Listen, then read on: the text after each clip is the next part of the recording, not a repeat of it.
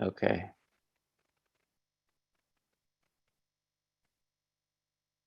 So again, small group today, but this is the first of the reoccurring educational meetups. Hope I'm gonna have to mute this in a second. One moment. Here we go. The goal of the meetings is basically to have an opportunity to bring folks from the different universities and high schools together, students, teachers, other educators, compare resources. There's a lot of projects that have been documented really well. And I think there's some specific challenges that relate to university chapters, that relate to sort of classroom learning environments, working on these kinds of efforts. You know, e-NABLE handathons were something that was a pretty common event in the past, but a lot of things have shifted, I think, with the pandemic, and we wanted to bring people together on a regular basis and compare some of those resources. So maybe we can go around the room. I'll introduce myself first. My name is Ben. I've been involved with e-NABLE the last 2 years, and I've been working on media coordination, looking at bringing different teams together. So this is one of those efforts, and I'm excited that everybody could make it. I'll pass it over to Allie.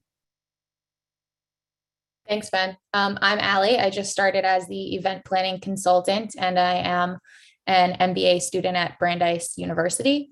So I'm looking forward to helping e-NABLE create a marketing plan and almost like a toolkit for future events that can be used in different settings, and just like developing information that's transferable and usable moving forward in relation to marketing and events and social media and such. So thanks.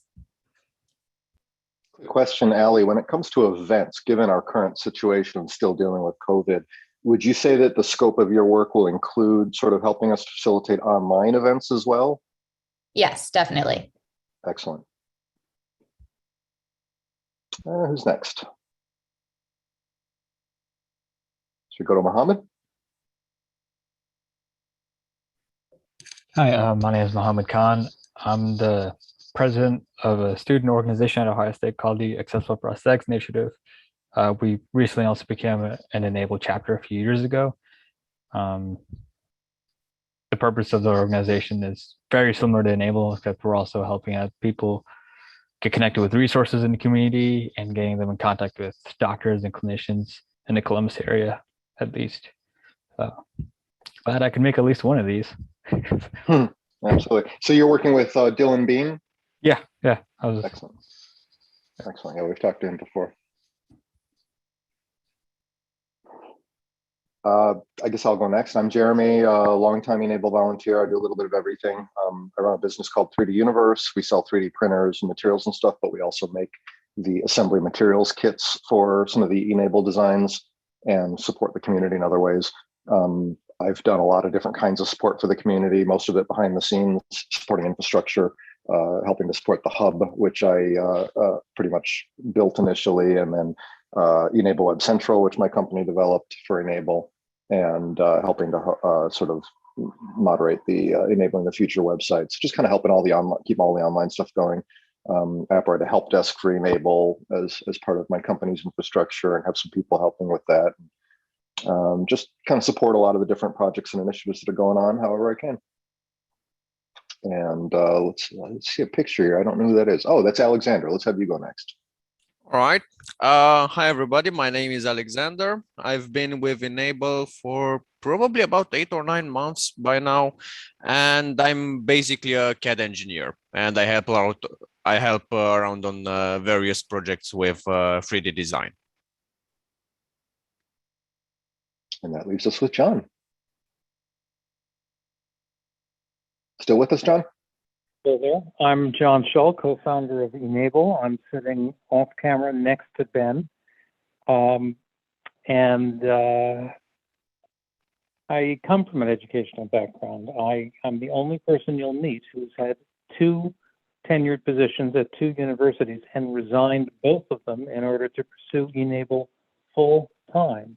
But I have the academics publications, and I'm still interested in this stuff, and still think that that education by solving problems and doing things and making a difference is the best way to learn. And I pass the torch to whoever Ben says comes next. That's everyone. So we'll just pass it back to Ben.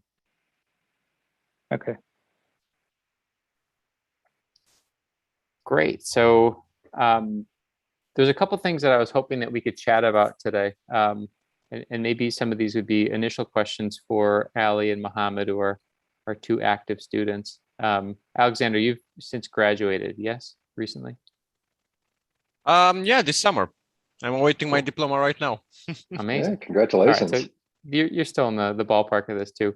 I'm curious about, so there's a couple different levels of education. There's publications and research, and I know that's something that Alexander has been looking at, the research side of engineering.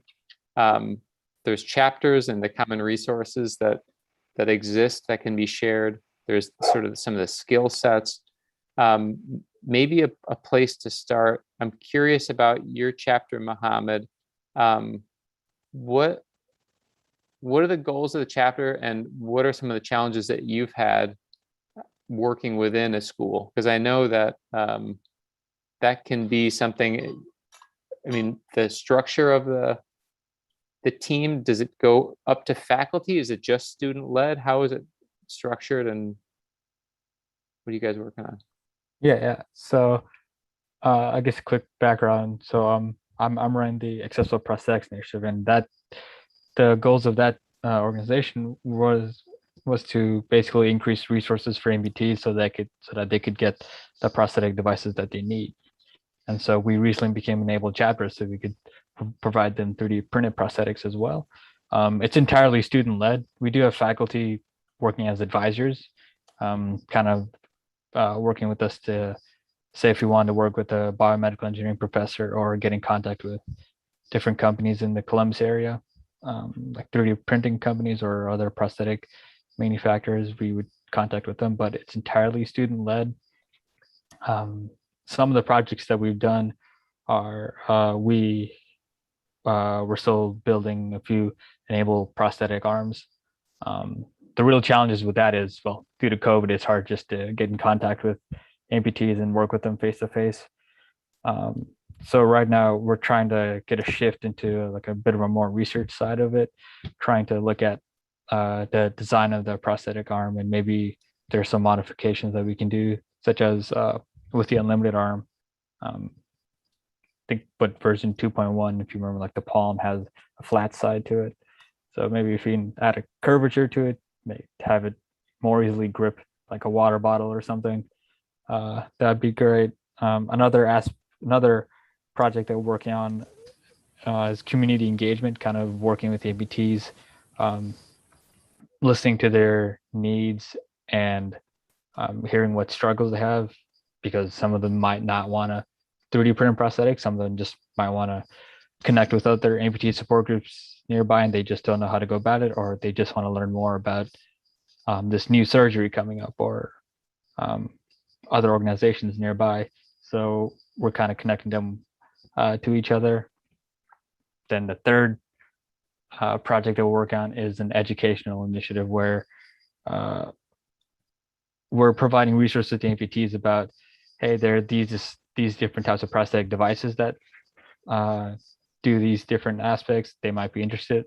Those might be of interest to you, but then also teaching college students and high school students about accessibility in healthcare, and how can you incorporate accessibility in your healthcare in your career so that as many people benefit from that. So we're not doing this at Ohio State, but the University of Pittsburgh, they're actually piloting, they're trying to build a course where they teach undergrad occupational therapists and engineers about 3D printing in healthcare and how they can combine the two and kind of teaching them about 3D printed prosthetics and 3D printed assisted devices and technology.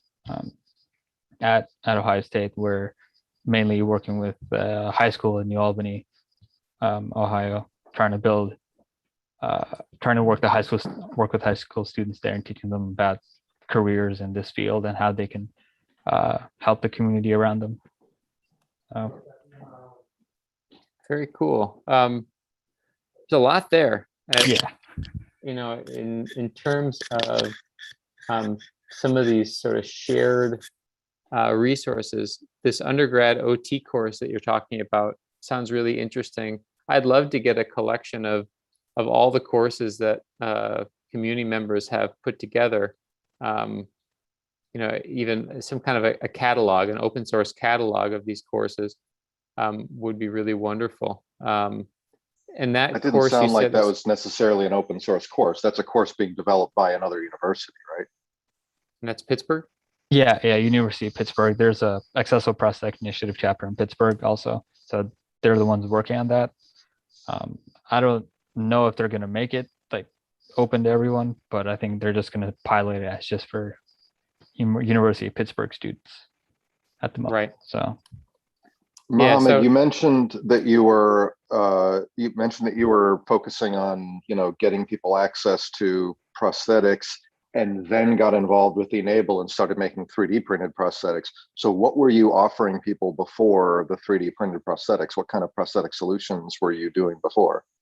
So when we first started API, we were still getting our footing. So we actually discovered the e-NABLE prosthetic first, and we just built it ourselves just to see how to build it. And then we found out that we could get the badges and then from there give them to people. So we weren't building different prosthetic devices before.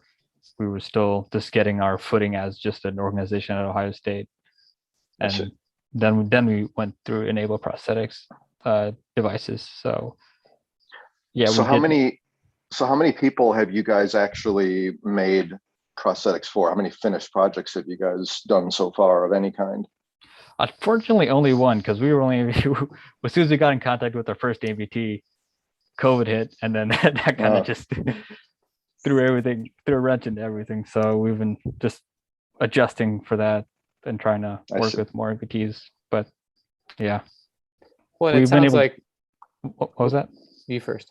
Oh yeah, no, we've been able to build like successfully one, and that ABT we were working with, he was providing like feedback on how it could be better for him. But then COVID happened and we weren't able to continue working with him because he moved to like out of state. So. And it sounds like part of the goal of your team is sort of the educational side of things, accessible healthcare, and that's wider in some ways than just prosthetics, I would imagine, with what you guys are doing. What kind of projects did you work on before you started doing prosthetics in terms of accessible healthcare?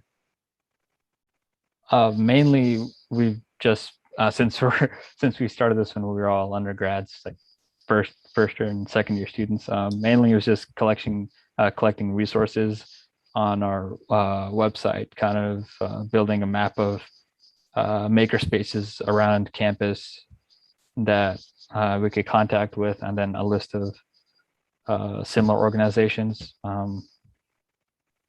There are like various other like 3D printing organizations, some of them focusing on 3D printed prosthetics, some of them just making 3D printed just stuff and interested in doing prosthetics. So it's a lot of just resource gathering, and then once we got our footing and kind of knew basically built enough confidence that we could go into prosthetics, and then started reaching out to more people. So yeah, a lot of just resource gathering at first. So that's great. And in terms of, I see John's here. In terms of the resources that you guys could use moving forward, it does sound like Alexander's project, which maybe he can introduce a little bit, could be something that would be useful to your team. being able to contribute to different devices. If there's some designs that don't feel like they work well, being able to sort of have a breakdown of the different kind of engineering features of the different devices is something that he's going to be working on. Alexander, do you want to share that a little bit? So basically my project currently is to have a more engineering focused revamp of the current device list and prepare spaces for future development for, well, pretty much anything. So having a list of priorities, for example, for engineering students, when they come in, they have the exact list of what they should be doing. They don't have to ask the community and figure it out on their own. And that can be extended easily to students specifically and to student-oriented projects. Very cool. Now I wonder how could that how could we bring in the universities specifically on that one? Is there any the research that you've done so far in terms of these teams? Most of the open source licenses for devices, they're not directly tied to any schools, are they? You aware of any? No. I mean, other than the RIT arm, that's the only one that I know of. That's No, they're tied to individuals, and they're mostly open source, Creative Commons, share alike. yeah.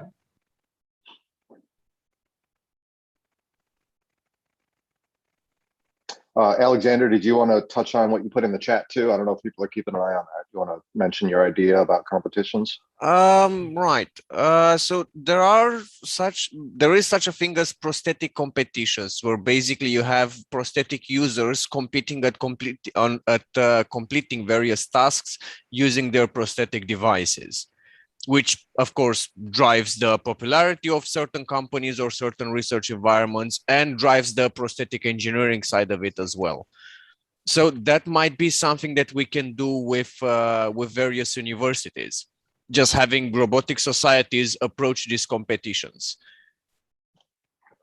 Well, there's another interesting element in there, even if we can't approach the competition side of it right now, because that involves people working in groups and, you know, COVID and all that. But, you know, when I think about the testing aspect, where you talk about limb different people doing different tasks to see how fast they can do them and stuff like that, that's something that one of our volunteers, who's also an educator, Eric Bubar, did a while back. He did some work on this, and he actually built a rig to have students where they would like have to pick up blocks and move them to a different place and do different kinds of manipulations. I don't remember the details, but he shared it at an e-NABLE conference a while back.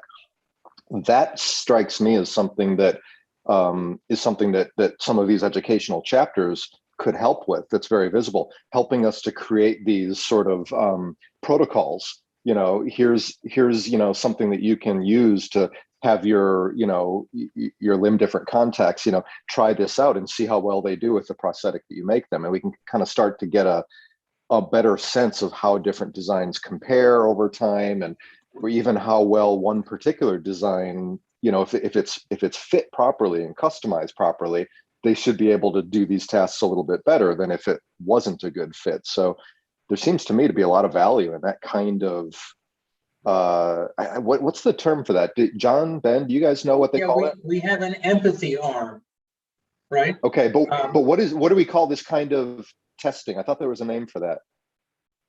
The kind of thing Eric was working on? Maybe I'm wrong. Okay, but I do think there's a lot of value in developing the protocols around that so that we could standardize and actually come up with some measurements to compare how one design performs compared to another. And we could even make online competitions for that, specifically for for students, but not necessarily just for students. That would get us a lot of feedback data. And then it feeds back into the R&D side, because if you think you've come up with an improvement to a design, now you have a way of quantitatively showing that, look, I can do this task faster, you know? Yeah. So that's pretty interesting. I think that's a great idea. In case it wasn't said, Eric and others have developed an empathy arm, which a full-armed person can put on in order to nonetheless engage in the same contest. So it could be a great participatory activity for students and amputees alike and together. That's right. And I think that empathy arm is great for exactly as it's named, for getting a sense of that empathy. I don't think it would be as valuable from the data standpoint, because I do think that'll skew. You won't get exactly the same results as an actual limb different person wearing a prosthetic, but I think there's value in both. Yeah, Eric's done a lot of really great work that he shared in the hub. I'll add some links in the chat of just some of the projects that he's worked on. But getting a list of some of these research projects, sharing some of the courses, I think it's true. The challenge is going to be finding things that are open source, because a lot of the times with universities, it's specifically it's uniquely challenging, I think, with IT sometimes. John, do you want to share a little bit about your adventures with open source and IP stuff related to RIT? I mean, I remember you guys did come up with the RIT arm. We came up with the RIT arm, but it was open sourced from the start, and it was RIT's policy, which is unusual, is to say that intellectual property is owned by the creators at the institution. They can transfer that IP to the institution if they wish, and then the institution may compensate them or pursue it, or most likely let it. But John, do you think that would extend to curriculum materials? Say you, as a professor employed by a university, develop a curriculum for your students. I would assume the university would not be as comfortable with you sharing that curriculum. I know that it varies from university to university. MIT was a pioneer in making all of their syllabuses and curriculum available online, and other places don't do that. So it's something to look at. A review of those policies, sort of a bird's eye view of these issues across universities is itself a great project for the right kind of student. A sociology major could go to town on that. Right, and we have had a number of resources, especially like with high schools, that are shared. Lindsay Wells, I can share my screen and just give a quick review of her stuff. Lindsay Wells came up with it wasn't just a course, but it was a curriculum across 4 different grades that weave together. These are going to be sort of less than university level. I think most of this is geared towards middle and high school, right? Right. And I do wonder if it's going to be easier bringing in resources from high schools. But again, it sounds like Mohammed mentioned that part of the team that he's working with is doing some sort of outreach with high schools and coming up with educational materials. So there is a crossover there. But grade 4, she had sort of journalist projects. It was, I think, under the English. Grade 6 was social studies. So it was different classes. Math was grade 7, and they were focusing on, I think, ratios related to device sizes and maybe growth. And then grade 11 were designers. I'd love to see if we can have a more complete collection of these resources somewhere on the hub. What's interesting about what Lindsay did there is that she did this excellent job of sort of coming up with age and class appropriate projects for each grade level. It occurs to me that that's also something we could extend to high school and higher education, is to tier these various exercises and then also think about the linkages between them. I believe that Lindsay had some of the older students coaching and mentoring some of the younger students, which I think is just great. Right. I'm sure every school that got involved in this kind of thing would be delighted to have high school or college students mentoring elementary students, college students mentoring high school students, and so on. And indeed, in Lindsay's case, she then had Ben and me come out and give a talk to the group as a whole. The point is, in addition to tiered learning goals, we could also think about cross-tier collaborations that would help connect older students with younger students and grown-up professionals with university and high school students.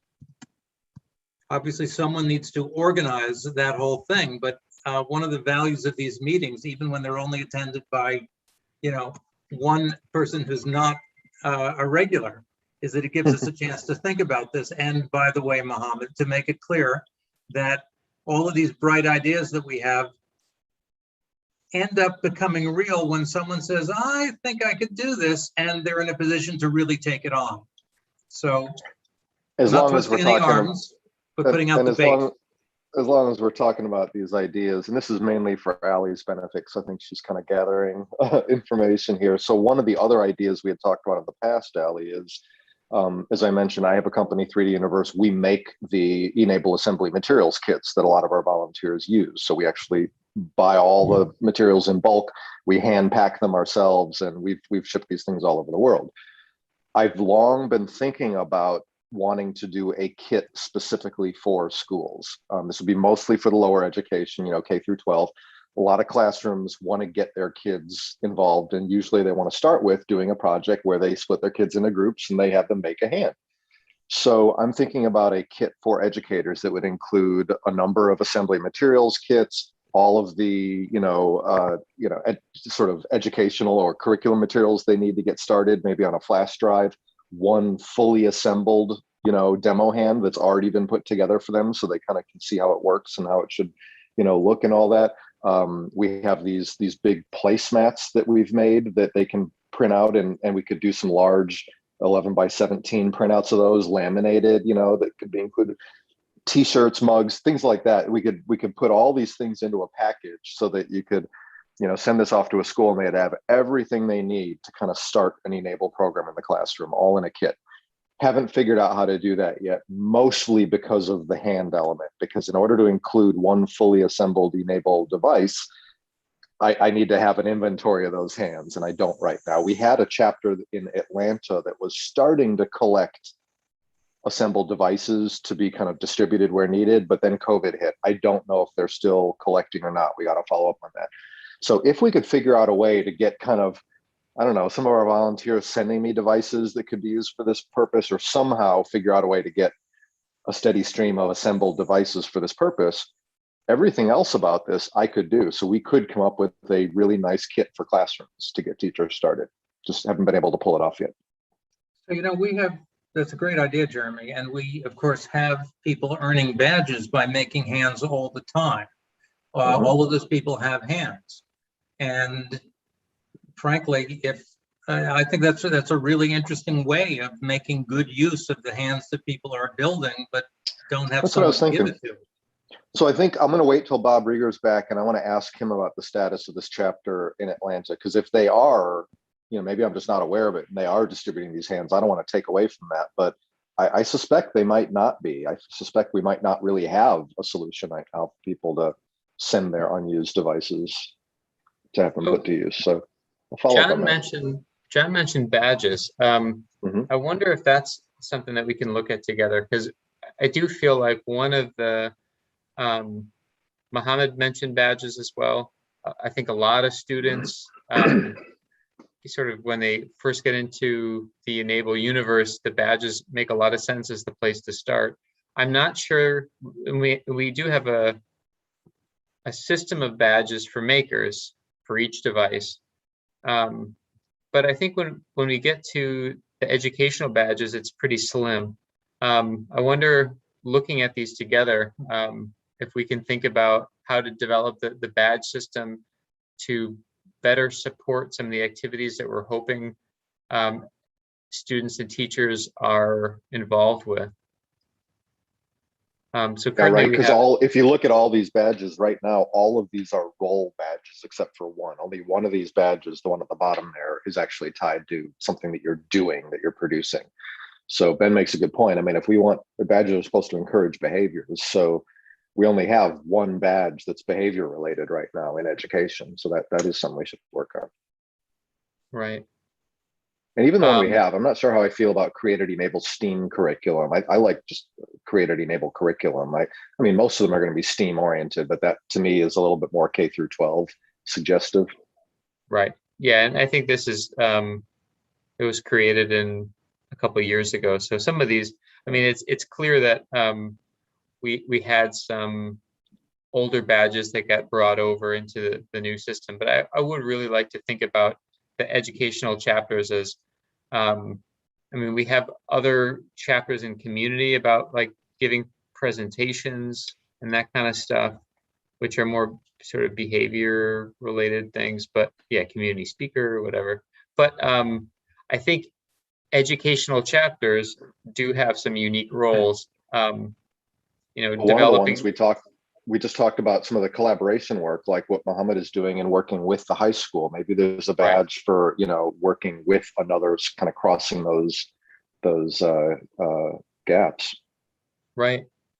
Anybody else have any other ideas that would be useful to consider for badging? Ali, Mohammed? Not right now, but it's definitely something to think about. Cool. I don't have much either. I know you talking about like connecting, like what I was doing at the Ohio State chapter, working with the high school. Another badge, I don't know if you already have this, is just working with other enabled chapters in the area, if there are any. Yeah, but bringing two chapters together. We don't have a badge for that. Yeah, that's a good one. Because like I know there was a enabled chapter in University of Cincinnati that's actually trying to do this, and like through them we learned like that many enabled chapters don't talk to each other. So like we're also trying to do that. Like that's so like a chapter collaboration badge. I like that. Yeah. That's great because it also would give us really good evidence about which chapters do talk to each other. We could build the social network from that badge. Mm-hmm. And speaking of that, one of the things that's come up several times, if I go to the chapter page. Hey, before you, I was just going to say one more thing before we leave that page, if you don't mind, Ben.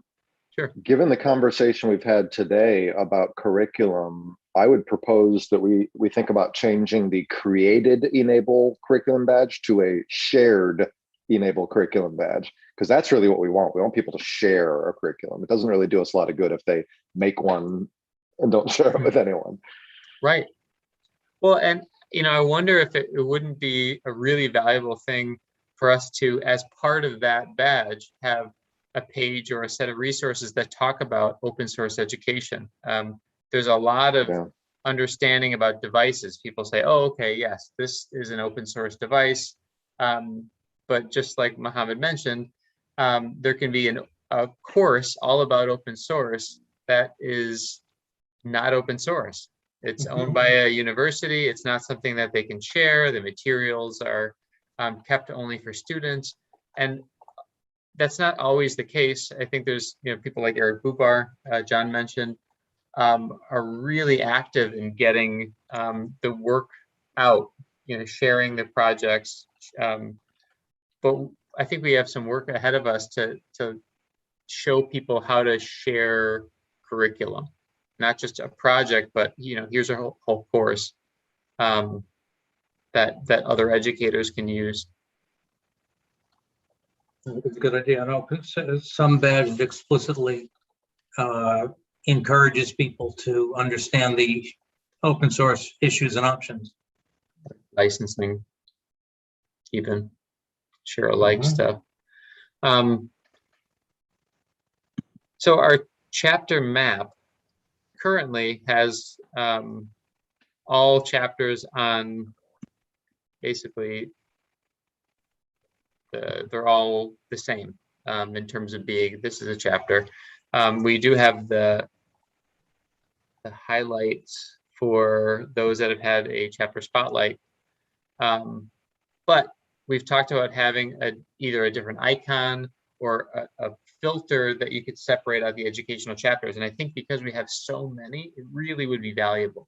If we've got 44 high schools and 43 universities out of the 195 that are under the umbrella of educational institutions, it would be really helpful if we could have that sort of alternative class. So you have a traditional chapter, community chapter maybe, and an educational chapter, or we can come up with another name for it if we want to, but I'd love to see that being a resource for schools, to be able to go on the map and just say, oh wow, here is my educational network, here's the other universities. I know people at this school, and I can reach out to my uncle teaches over here, and there I think could be more collaborations if we could facilitate that. I guess that's a question for Masvi, really. Masvi, if you watch this later. Is there any other tools, Mohammed or Ali, that you can think of that would help the educational chapters connect to doing some of these chapter to chapter collaborations?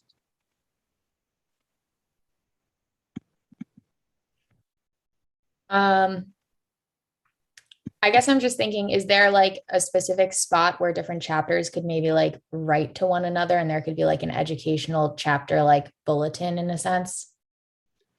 Yeah, we do have, it's underused, but we do have an education space. And really these meetings, so the archive of this meeting will be posted here. Enable education. So we're hoping that we can get more activities going here, but currently it's been sort of collecting dust. But this would be within the hub, a place where educators could share materials, and there could be sort of side conversations about educational topics. And we did set up a wiki with a couple of articles. I'll add this into the chat.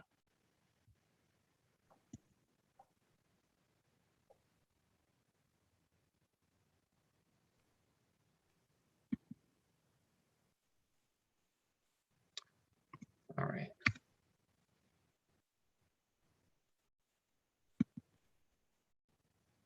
But yeah, I think the badges would make a big difference. And having the educational chapters be more visible.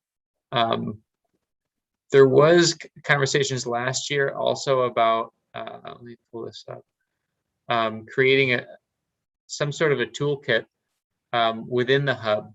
This was just sort of a mock-up of it, but being able to have a forum where anybody who had resources, educational resources, could upload their materials.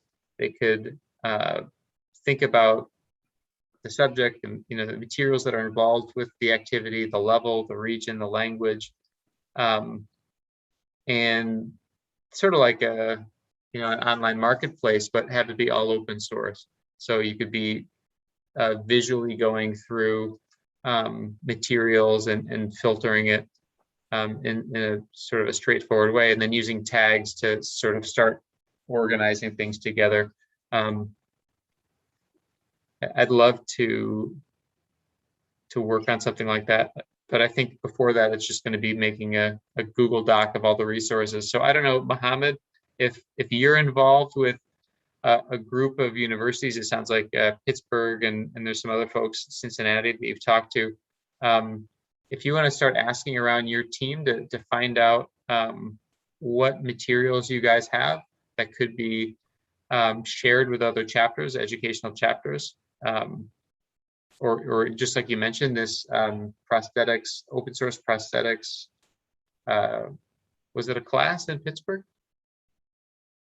Yeah, they were just trying to make a class on 3D printing in healthcare, and with a bit of a focus on prosthetics, since the students are engineering students, occupational therapy students, and other majors going into a prosthetics related field or working with amputees and things like that. So, but as for educational stuff,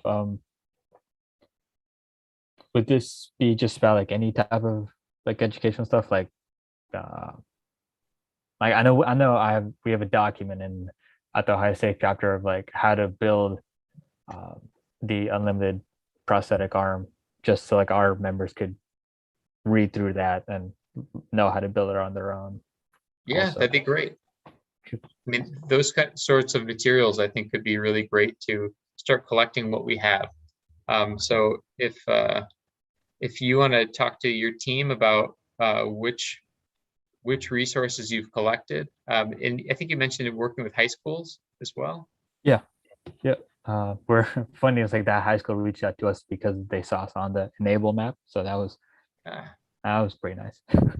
But That's awesome. Yeah, it would be pretty helpful for working with the high school, because we were trying to do that. I forget who mentioned it, some like mentorship thing where the college students work with high school students, and high school students could mentor other students in their school about 3D printed prosthetics or even 3D printed assistive devices, because maybe building prosthetics at a high school level might not be possible because of their resources. Or right. Yeah. Well, that's a great idea. I guess on a bit of a related note, have you guys heard of Project Lead the Way? And their Yes. Yeah, like in Yes. their curriculum in a box. So Yeah, somebody talked to us about that, or am I thinking of something I heard about through my partners at BitSpace? Well, Mohammed, why don't you tell us about Project Lead the Way and their Yeah, because I curriculum don't box? That I don't sounds like a remember good idea. Yeah, Yeah. I don't remember the details, so please. So Project Lead the Way is it's an organization that basically provides teachers, I'm pretty sure middle school and high school teachers, a curriculum in a box. I'll search up their website and add it. But they basically provide engineering curriculum, biomedical sciences curriculum in a deliverable format where they give you like these are the materials that you need. This is how long you should spend on them. And this is some of the stuff that you can look at and teach the students. And this is what your students will get from that. And then from there, at the end, you take an exam, which is just so that you can prove that I know this material. This is how well I know it. And some universities even accept that as college credit for engineering courses or computer science courses or other stuff that they provide. So when you were talking about making a curriculum for e-NABLE, I was thinking of something similar where you put the instructions of how to build a certain prosthetic device, or even instructions of how to work with other chapters or working with a high school group. And this is how you do that. You could do something similar in that regard. Yeah, that almost sounds like an extension of Jeremy's idea of the hand kits. I mean, that might be something. Well, a little bit, but no, this is all curriculum oriented, which I really like. I mean, I'm looking at their site now, and yeah, they've got computer science, engineering, biomedical science, professional development. I wonder if there wouldn't be an opportunity to partner with them to make an e-NABLE oriented curriculum. You know, I have to say, Project Lead the Way, like e-NABLE, originated at RIT, and like e-NABLE, RIT really didn't figure out how to deal with them, and so they eventually just went off on their own. So we have shared ancestry, but we're separated at birth. Yeah. Yeah. Very impressive. Yeah. I don't I know the high school I went to had the engineering one, Project Lead the Way engineering, but not. I know some other high schools that have like computer science, engineering, and biomedical science. Other high schools just have one of them. So it'll really depend on which school you talk with. And I don't think all schools have like all Project Lead the Way curriculum with them. So Definitely sounds like a lead, the Lead the Way lead. That would be interesting. Do you know people there, John? I don't. Well, I mean, I think the effort is going to come in the development. That's going to take a lot of. I haven't looked at their courses, but I'm guessing they're very well produced, and so we're going to need somebody that could really work on developing that content for us if we wanted to do that. But that content might already exist. I mean, that's what we're hoping to collect with That's true. sort of our e-NABLE resources marketplace would Yep. be potentially things that would support that kind of a partnership. Very cool. So I know we're getting to the top of the hour. Mohammed, what would you like to see this monthly meeting turn into? What would be helpful for you guys? What would bring you back next month? And Having other people. Way to put me on the spot. Okay. I don't know. I think it would be because at Ohio State, we're also trying to build up our educational initiatives.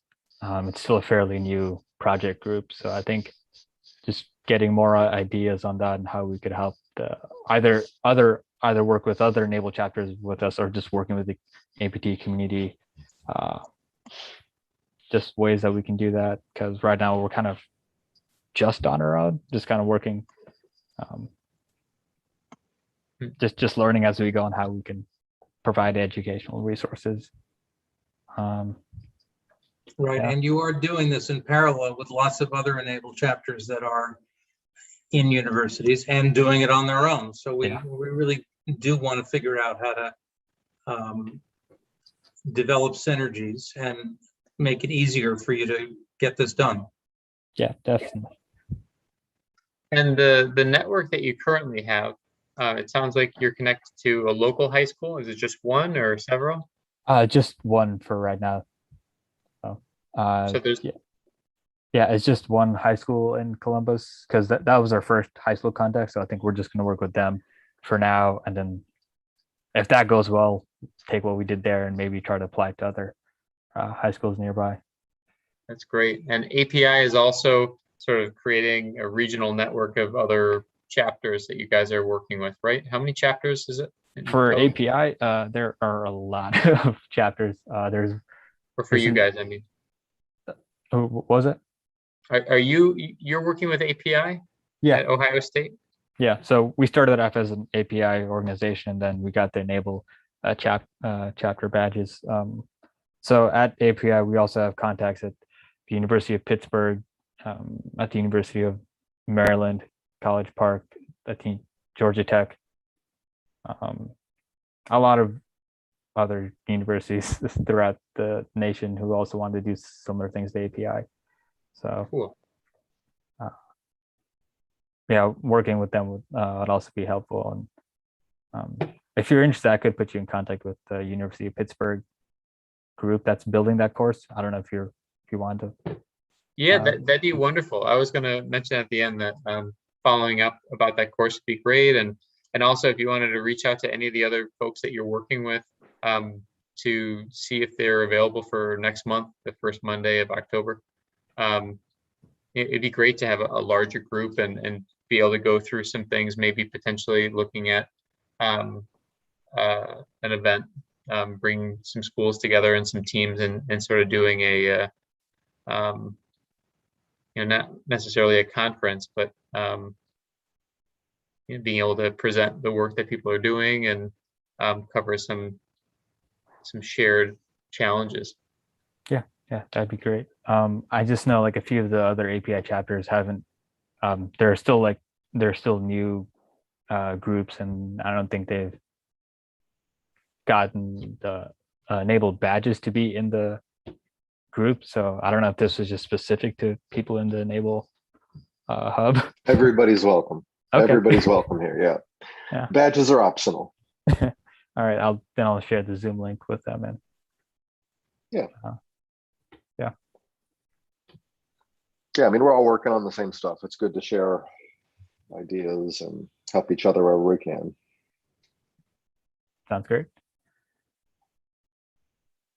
Cool. And was there anything that I missed in the chat? Alexander, did you post something earlier?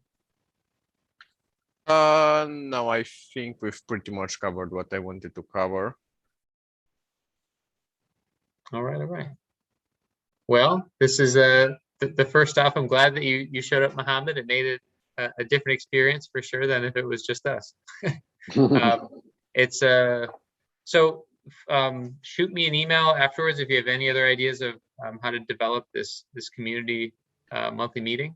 But we're hoping that from here we'll be able to build some momentum, and we'll see you next month. Mohammed, so two things. One is you should feel free to ask for specific help. You're doing just what we want to have happen.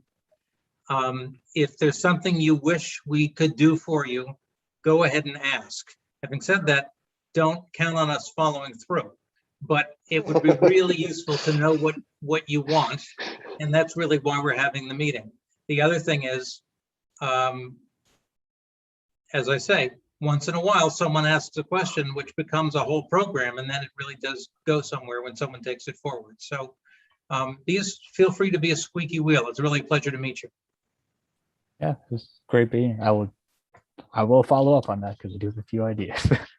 But Great. yeah. And you'll share some contact info with Ben about the Pittsburgh folks so he can follow up with them? Yep. Excellent. I can do that. Great. Awesome. Yeah, I'll put my email in here. Ben and John, can you guys hang around for a few? Sure. Yeah, that's fine.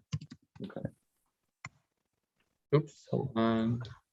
And hopefully I can make next month's meeting because this is right after when class ends. So. Okay, cool. Okay. Right. Bye, Mohammed. Bye, everybody. Thanks, Bye, everyone. Hi. Nice meeting everyone. Yeah. See you next time. Nice meeting you. Actually, Allie, if you want to stay on, I don't know if this, yeah. Is the live stream ended?